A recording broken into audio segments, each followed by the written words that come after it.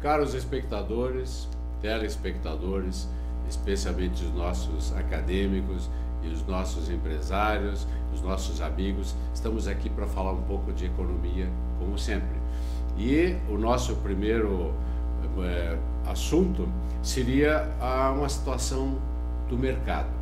Nós estamos com a taxa do dólar a 3,80, com uma pequena alta, mas em todo caso o dólar subiu significativamente nessas últimas semanas e tem um certo significado junto com a involução da Bolsa, que apesar de ter caído 0,97, ela está com 71 mil pontos, o que ainda é significativo, não significa um desastre, né? Nesta semana, falando de dólar e de câmbio, o Banco Central lançou no mercado 5 bilhões de dólares para acalmar os investidores que estão desconfiados do que vem por aí e também para atender uma certa procura por dólar ou responder uma certa procura por dólar nos mercados internacionais, que o dólar está se valorizando. E o Banco Central, como sempre, tem uma atitude bastante serena e equilibrada.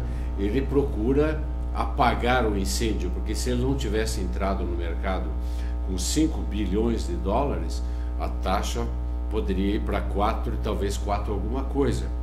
Uma coisa interessante é que o mercado não está interessado em dólar que a gente chama de dólar à vista, mas ele está interessado em títulos, os chamados swaps, títulos a prazo, o que significa que não se trata de uma sangria desatada.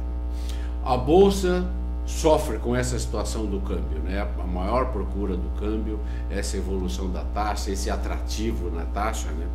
E há um certo pessimismo no mercado, porque o que nós temos, digamos, na situação política, não exatamente econômica, mas política do país, não aconselha, digamos, arriscar muito. Mas, assim mesmo, os investidores internacionais pensam, e eu acho que com toda razão, que o Brasil vale a pena, apesar de toda essa confusão que nós estamos vivendo agora, mas no médio e longo prazo. E nós podemos citar uma velha frase dos economistas: é uma pena, mas no longo prazo nós todos estaremos mortos.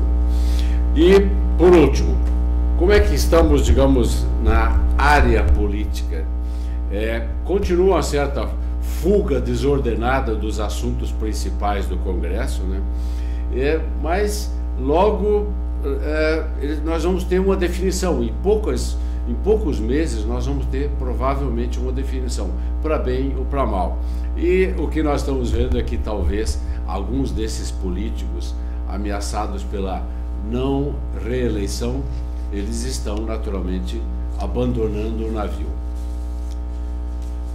Nós temos o prazer aqui de conversar e receber aqui um amigo nosso, um colega de profissão, que é o senhor Alexandre Flores, que é economista, ele é pós-graduado em finanças públicas e é presidente do Conselho dos Economistas aqui do estado de Santa Catarina. Então, nós gostaríamos de, em primeiro lugar, presidente Alexandre, gostou da metáfora de os ratos abandonam o navio ou ela é um pouco exagerada? Boa tarde. Boa tarde, Miro. É um prazer estar atuando aqui com você nesse programa de hoje. E essa metáfora realmente ela leva nós a pensar, né, sobre os caminhos do nosso país, né? É verdade. A gente vê que eu sou otimista, assim como você estava colocando antes, nós conversando.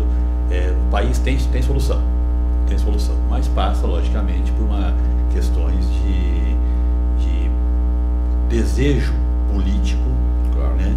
E os empresários sozinhos conseguem muita coisa, mas tem que ter esse apoio do governo, seja ele qual for, né? nesse sentido que eu vejo, né? O governo tem um peso, né, Alexandre, muito grande, digamos, em termos de renda nacional. Ele pesa 1/3, pelo menos, da renda nacional. Quer dizer, ele é um dos agentes muito importantes. Ele tem que fazer algo.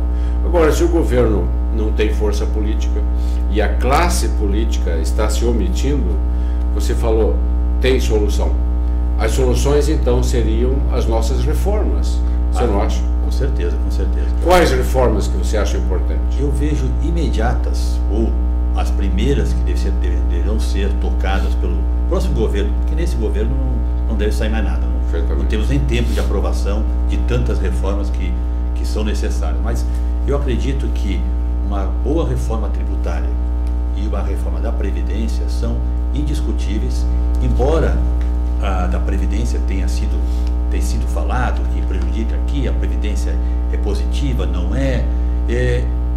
O modelo que existe de Previdência no país, ele é falido, ele não, modelo, né? Então eu vejo que se não houver uma vontade dos nossos parlamentares e da sociedade como um todo também, de aceitar mudanças na Previdência, nós vamos afundar o barco.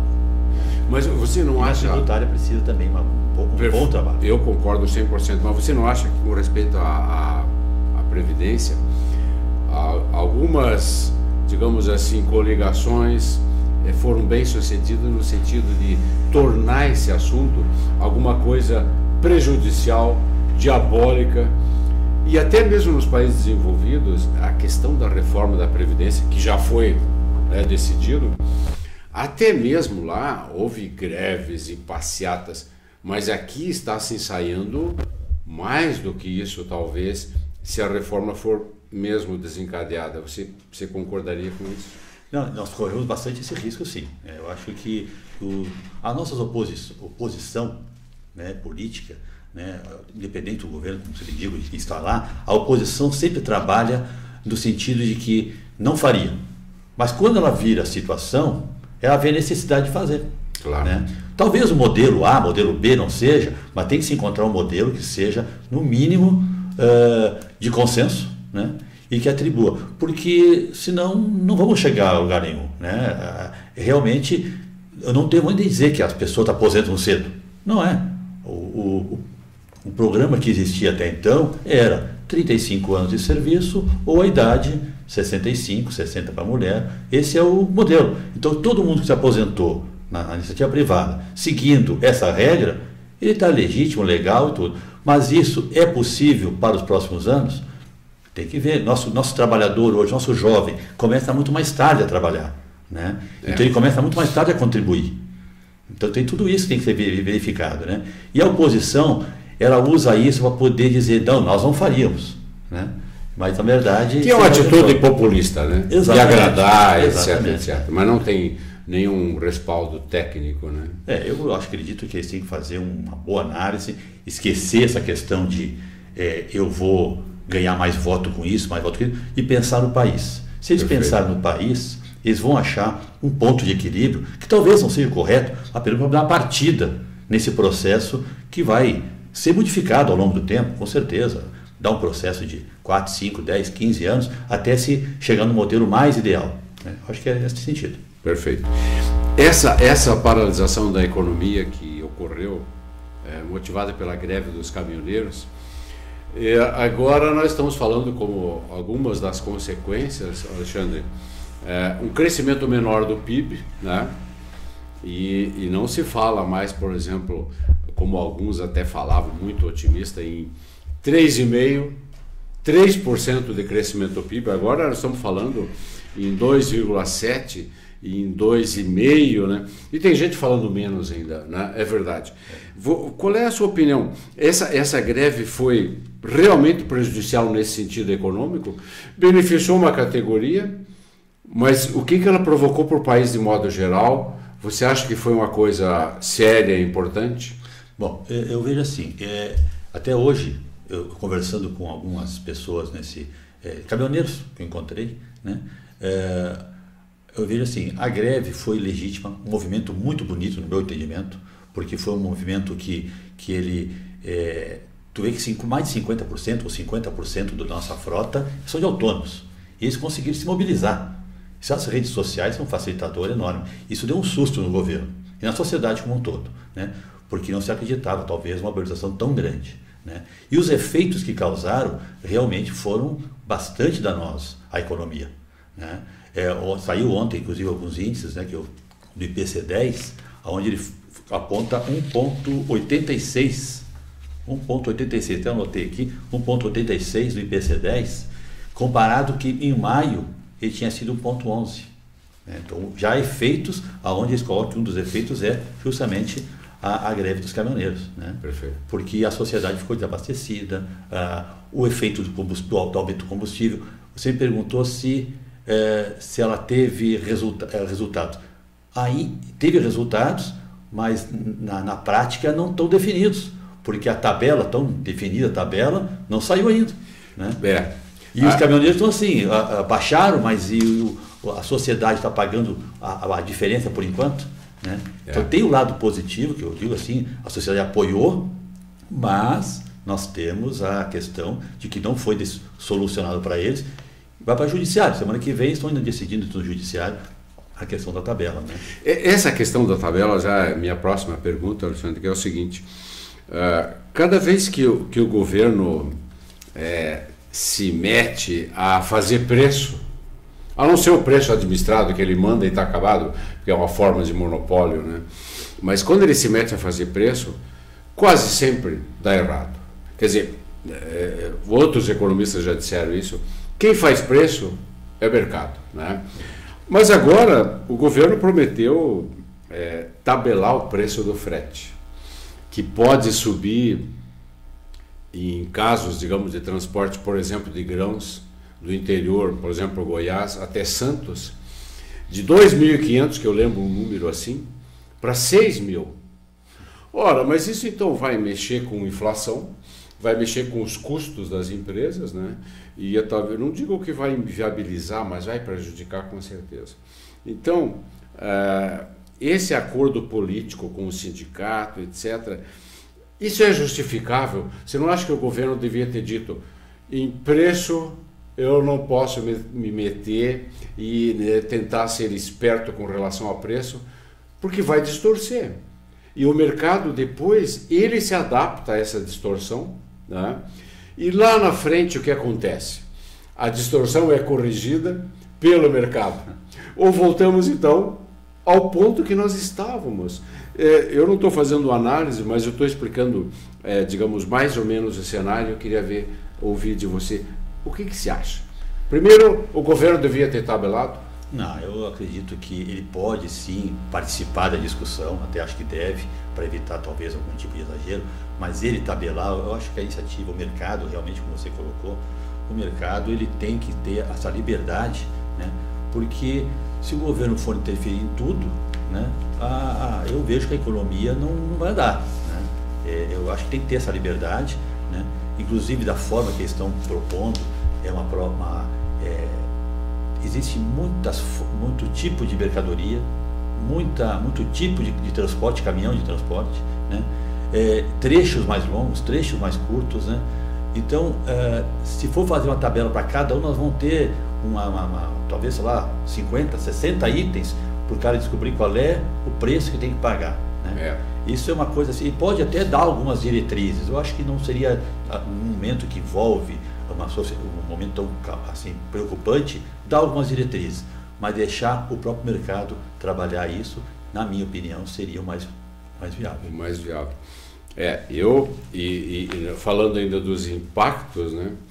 Os impactos são muito sérios. Eu ouvi esses dias, aliás, li a respeito, que a postura dos governos brasileiros de bastante tempo para cá tem sido a de respeitar o que o social quer, e especialmente, digamos, essa área social faz. Então, tem coisas aí que eu queria ouvir você em seguida. Por exemplo, um sindicato avança numa fazenda e derruba todas as árvores, queima tudo. O governo não faz nada. Numa passeata, eles depredam todas as lojas, saqueiam o que for possível, o governo não faz nada, porque é o social. Muito bem. Por causa desse pensamento de que é o social e pode fazer tudo, nós temos uma situação, digamos assim, de quase guerra, de paralisação total da economia, e durante 10 dias indústrias pararam, né? Faltou alimento, faltou renda para esse pessoal que não produziu durante 10 dias.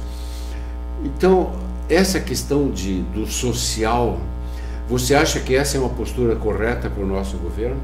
Não é uma postura tipicamente capitalista, muito menos liberal. E você acha que está correta, Alexandre? Eu sou bastante crítico nessa questão também. Eu não vejo que permitir as badernas, né, vamos botar assim, essas que têm os efeitos, a passeata, a reivindicação, tudo é muito justo. Eu acho que as pessoas têm que ter esse direito de se manifestar e tal. Mas quando passa do ponto de uma manifestação, de uma reivindicação, a uma baderna, por exemplo, incendeia terras, matam até alguns empregados, porque normalmente o não morre, quem morre é o empregado, né? Ou então chega e depredam lá as lojas, como fizeram em bancos em São Paulo e outros lugares, né? Qual é a finalidade disso? Não vai conseguir terminar aquela empresa. Então eu vejo que que na verdade eu penso assim, o próprio judiciário não dá um respaldo para que algumas ações desses agentes que deveriam coibir isso, né? Ou pelo menos prezar para que a coisa fosse de uma forma correta, sem baderna. O próprio judiciário ele não se posiciona de uma forma correta que não dizer, ou mais enérgica. E assim, e diz assim, ó, isso não passou daqui, não pode, né? Ele não se posiciona, porque aí vem várias entidades e associações de classes e sindicatos e direitos humanos, né? E qualquer coisa que sai um pouquinho fora que prejudicou aqueles que, eu diria, baderneiros ou até vândalos em alguns casos, eles já se posicionam para o outro lado. Então é muito mais direitos do que deveres. Verdade. Nesse sentido que eu vejo que o governo poderia ser mais claro para que as forças que têm obrigação de manter essa ordem, manter o direito de todo mundo, tenham o direito também de intervir quando a coisa ultrapassa o limite desejável permitido. E uma invasão e uma tomada, né, do imóvel, por exemplo, ou de uma fazenda, né, isso é uma infração, né, ao direito de propriedade, né? Mas, enfim, esse assunto é um assunto bastante delicado, com várias consequências. Eu queria perguntar algo paralelo, Alexandre, a respeito das eleições futuras. Os economistas sempre discutem a respeito da situação política contaminar a economia, né? E você acha que essas incertezas que já foram geradas pela próxima eleição e talvez de um radical, né, uma pessoa de direita ou talvez uma pessoa de esquerda, você acha que essa situação esse radicalismo potencial no governo ou a continuidade de um populismo que nós gostaríamos de ter livrado o país disso, você acha que vai haver contaminação da economia ou não? Bem, na verdade eu vejo o seguinte também, né, que o nosso governo, nossos governantes estão desacreditados. Certo. Há uma crise muito grande, moral, ética, a Lava Jato vem aí há alguns anos já mostrando isso, e independente do partido que se apresenta na bola da vez, né, como alguns gostam de dizer, eu nem diria que seria a bola da vez, eu digo que à medida que as investigações vão apontando, vai se pegando de várias pessoas já, assim, figurinhas carimbadas da nossa política, né? E volta e meia aparece o nome de uma pessoa nova e partidos diferentes. Então não é uma questão partidária, é uma questão de governantes mesmo, de cultura dos nossos governantes, né? Então isso desacreditou. Corre-se o risco sim de nós termos agora nas próximas eleições uma busca do nome novo, de um populista, e nós vamos apostar. A sociedade pode estar querendo apostar nesse novo nome.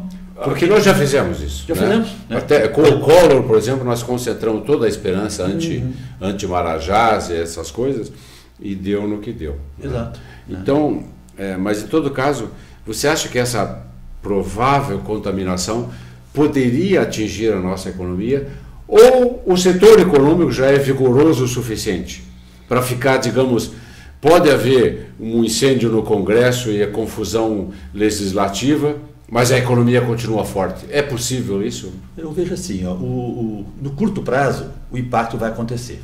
Certo. Vai acontecer porque nós dependemos também de recursos externos, né? Você estava na abertura do programa, você está colocando a questão da nossa bolsa de valores, nossos investimentos estrangeiros, né? Nesse mês, nos últimos 40 dias, em função da greve e mais a outras questões que o país vive diariamente, fugiu 12 bilhões e meio de reais da bolsa. Uau! 12 bilhões e meio. Bastante né? coisa. E só em junho foram 4 bilhões que fugiu da bolsa. Né? Que a bolsa estava em torno de 86 por aí, foi para 70 mil pontos. Né? Então, só para ter uma gente dependente. Né? Então eu acho que no curto prazo, uma vitória de um populista, né, pode afetar sim a economia. No médio e no longo prazo, passado o primeiro momento, o primeiro impacto, a economia, o país é grande, o país é forte, nós produzimos muito. Né? Nós temos aí uma previsão de recorde de soja. Né? Foi muito bem o ano passado, mas esse ano a área plantada parece que cresceu, né? E está se prevendo um superávit no soja. Claro, outras culturas vão diminuir, porque aumentaram de um lado e diminuiu do outro. Né? É verdade. Mas, então assim, eu vejo que na parte da agricultura temos grande chance. Quem sofre muito é o pequeno e o médio produtor na área da agricultura, mas ele, somado ao primeiro impacto, ele também vai indo. E a indústria, fora a questão da dependência externa, ela vai, porque o Brasil é muito rico, acho que é muito forte, mas passado o primeiro momento, eu acredito que nós vamos se recuperar. Aí, para 2019, independente de quem for, né, surgindo um quadro desse que nós estamos supondo, né, eu acho que ali para metade do ano em diante, a economia começa a se ajustar, porque os fatores econômicos eles vão se ajustando ao longo do tempo, né? Claro. No primeiro momento ele sempre sofre a referência. Esse ponto que nós estamos discutindo, uma provável ou uma eventual contaminação, se sabe que na semana passada um influente economista americano, cujo nome não lembro, mas ele também não é do primeiríssimo time de Harvard, por exemplo, né? Mas ele é uma pessoa influente. Ele fez uma declaração surpreendente. Ele disse que nós já tivemos quebras, né, do México, né, tivemos quebra da Rússia, eu acho que a Argentina também foi uma outra quebra escandalosa, já faz bastante tempo, né? Você vê que a Argentina voltou a ficar em grandes dificuldades, mas eu acho que ela está saindo dessas dificuldades. A postura do Macri é boa. Então, a Argentina já foi um exemplo no passado. E ele dizia que esses países que quebraram fazem parte da nossa história econômica contemporânea, e a bola da vez, o próximo é o Brasil. Eu não li todas as declarações dele, eu li superficialmente, li também alguns comentários sobre o que ele havia declarado, mas essencialmente ele deixou bem claro que a opinião dele é que o Brasil é o próximo país a quebrar. Mas talvez ele tenha esquecido, e eu quero passar daí o assunto para você, ele tenha esquecido que o Brasil tem 380 bilhões de dólares de reserva. Está espalhado nos bancos centrais do mundo, é um caixa nosso para esse tipo de situação. Você acha que essa opinião desse economista americano tem fundamento? Olha, dificuldades eu até acredito que a gente possa passar, e claro, estamos passando, e não vai ser curada independente do novo presidente assumir, uma varinha de condão vai resolver. Acho que nesse sentido não. Né? Mas a ponto dessa quebradeira ou que ele cita, eu vou dizer, eu sou otimista, eu acho que a economia, nós temos um setor bastante pulverizado, bastante, nós produzimos bastante nas várias áreas, né? Eu vejo que nós somos dependentes de exportação, somos, né, em alguns itens, né? Tanto para fazer, nós temos uma boa indústria manufatureira, nós temos boa indústria agrícola, agropecuária, perfeito, né? Perfeito. Então a gente consegue sobreviver, né, com uma dependência externa, mesmo sendo desfavorável em alguns momentos. Mas eu acho que ele exagera. Eu não acredito que nós vá chegar nesse ponto aí. Eu tenho a impressão que esse nosso colchão de reservas espalhado pelo mundo é mais do que suficiente, por exemplo, para pagar 2 vezes a dívida externa. Nós não teremos problema no fronte externo. Agora, se você falar da dívida interna e do déficit público, muito bem, daí nós temos uma confusão aqui no Brasil. Então, alguns, e eu também já li, Alessandro, sobre isso, alguns pensam que lá no cenário mais distante, um calote da dívida pública federal é possível. Você veja só o déficit que nós vamos fechar o orçamento desse ano, o déficit é considerável. E ameaçando aumentar mais ainda para o ano que vem, né? Se a Previdência não for consertada, por exemplo. Você vê possível lá na frente, digamos daqui a um ano, algo assim, um calote? Olha, se entrar dependendo da política econômica que o novo governante venha colocar, pode até acontecer. Né? Nós tivemos ali situações e a gente viveu aí com a época do Collor, né? Que deu uma segurada na poupança e tal, né? E todo mundo restringiu a liquidez, aquela coisa assim. Mas eu vejo o seguinte, que dependendo da pessoa que for assumir, até pode acontecer. Mas eu acho que o calote realmente interno, eu não acredito muito não. Sinceramente, eu não vejo. Também existem muitas formas, né? Existem muitas formas de dar um calote. Você sabe que De Gaulle, na França, no final dos anos 50, ele deu um calote. Mas como que foi o calote dele? Ele simplesmente estimulou o crescimento da inflação, que atingiu 30%, sem corrigir a dívida pública. Ok, então ele fez um truque aí, né?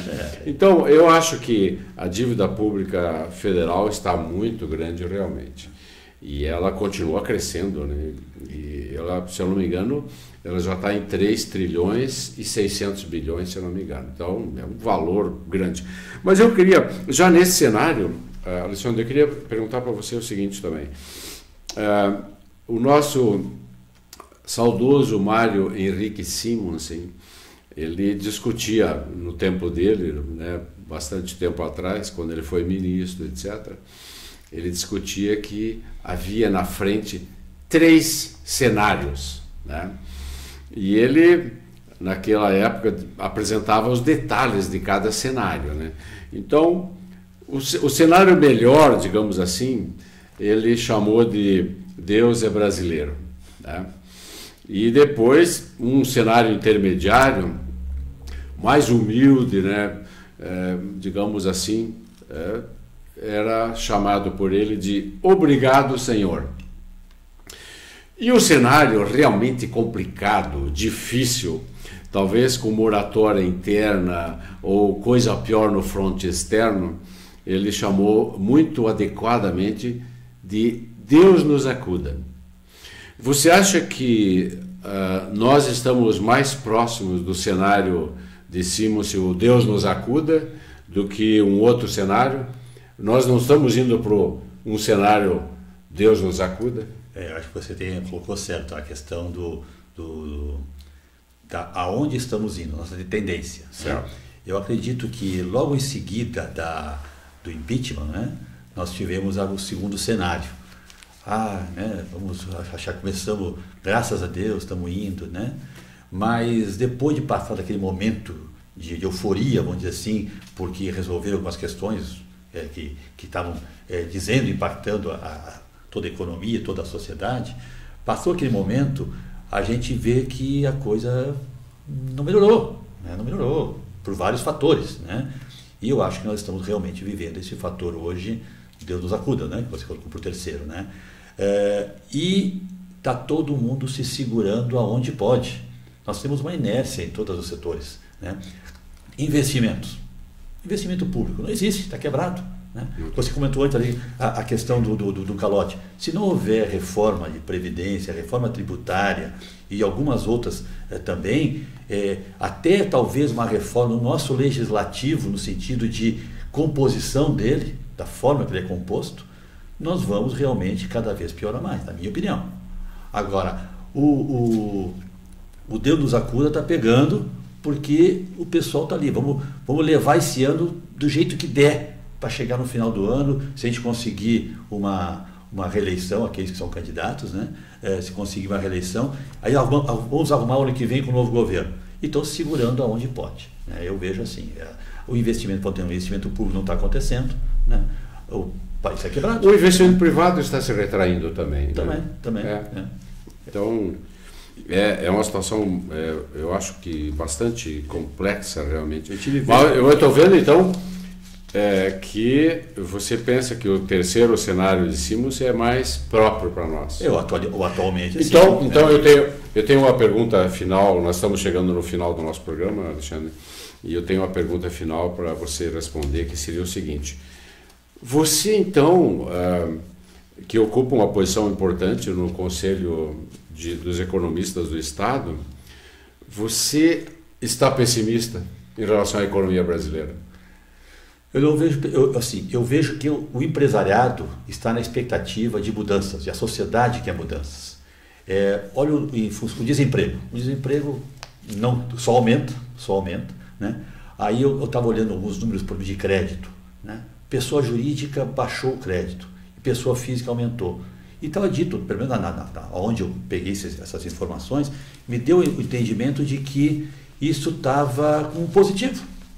Mas, na verdade, eu faço uma outra análise. A pessoa física está pegando muitas vezes porque não consegue, o empreendedorismo aumentou, a pessoa sem emprego. Mas é o empreendedorismo de emergência. Exatamente. Então, a pessoa está buscando dinheiro na pessoa física, que é mais caro, né? Ou então o próprio empresariado buscando no capital de giro para fazer investimento. E aí vem as quebradeiras. A maior parte de empresas quebram nos primeiros 2, 3 anos. Né? Então o empresariado está esperando mudanças para poder realmente reagir, retomar o emprego. Mas no momento está tudo parado. Eu não vejo... as grandes empresas até buscam alguma coisa no exterior, mas com por exemplo, o aumento do dólar, o aumento do juro americano, isso aí também, o investimento para cá diminui. É loucura também, né? Então, se endividar em moeda estrangeira é loucura. Assim. Então o investimento de lá não vem. Eu acho que está tudo em compasso de espera, né? Não chego a ser pessimista, mas na verdade eu acredito que a partir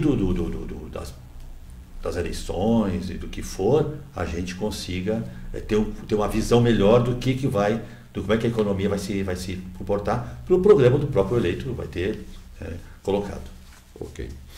Nós gostaríamos de agradecer muito aqui a presença do nosso presidente do Conselho dos Economistas de Santa Catarina, senhor Alexandre Flores, que trouxe aqui uma opinião importante e que pode, talvez, nós vamos ver nas próximas entrevistas, contrastar um pouco com a opinião dos empresários. Veremos isso, né?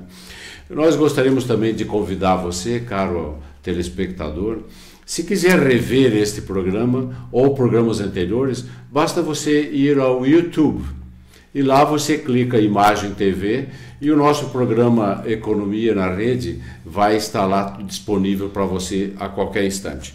Nós estamos agradecendo a sua presença, né, vendo o nosso programa e ouvindo as nossas discussões razoavelmente técnicas, né, e convidamos para vocês todos para o nosso próximo programa. Até lá!